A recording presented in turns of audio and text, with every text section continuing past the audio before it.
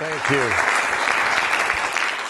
Today I want to talk to you a little bit about some leadership lessons.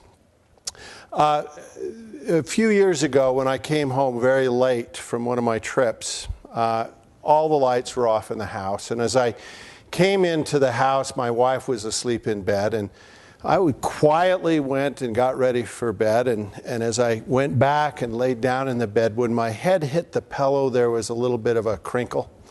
I looked around and there was a note on the pillow. You know, I'd been gone all week and I thought, a love note from my wife. I mean, probably, talking about how much she missed me. And I took the note, I went into the bathroom, and as I turned the note over, in fairly large print, it said, "Things you can do to not get divorced." This is not a love note, all right? So as I opened the note, there's a list of things that I could do. And it's a fairly long list. And at the top of the list, it said, "Clean your office."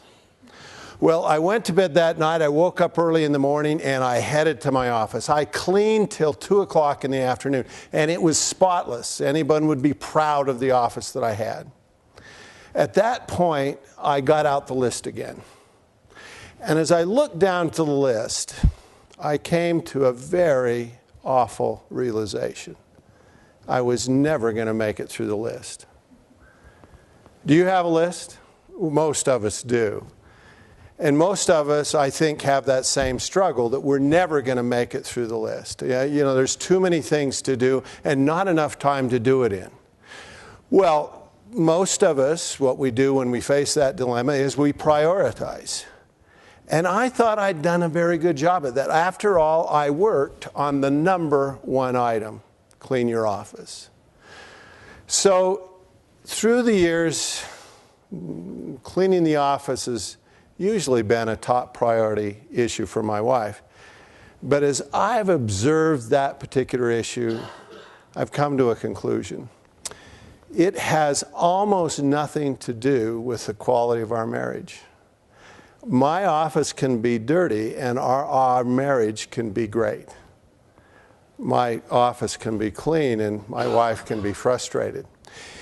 Even though it feels like it's number one, there's some other things that are clearly more important. The dilemma for all of us is some things that we think are very important oftentimes aren't when we really look at how they affect people. The first insight has to do with focusing on the things that make the biggest difference.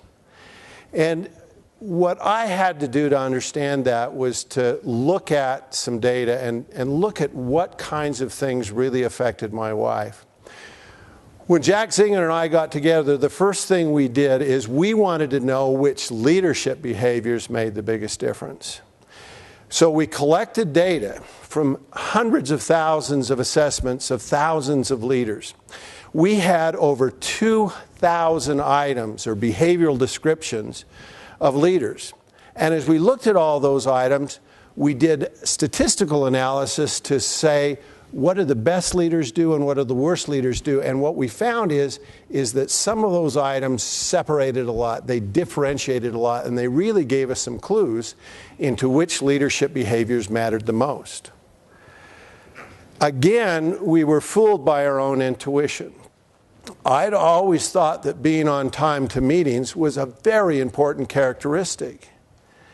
Turns out that when we looked at the data, we found that the best leaders had the same score as the worst leaders on being on time to meetings. So you can all relax now when you're late. Great leaders are sometimes late, and they're sometimes early. While that one didn't differentiate, there were 16 behaviors that were highly significant. And these 16 behaviors were a guide to us at helping leaders understand the difference between being great and being good. Focusing on these behaviors made an enormous difference in a leader's ability to be successful. Now, typically when we help leaders to improve, we measure them on these behaviors. Occasionally, people get some very low scores on some of those behaviors or maybe even one of those behaviors. Now, we call this low score a fatal flaw. And it's different than a weakness. Let me ask you a question. How many of you here have something that you may consider or others might consider a weakness? Anybody? Oh, everyone's raising their hand. What a surprise. We all have weaknesses, right? But there's a difference between a weakness and a fatal flaw. You need to pay attention to fatal flaws. Let me show the impact of having a fatal flaw. People with a fatal flaw, their average effectiveness rating was the 18th percentile. This negative trait really sunk them in terms of their effectiveness. And the advice we give to leaders if they have a fatal flaw is you need to fix it. You don't need to turn it into a profound strength, but you need to take it out of that danger zone.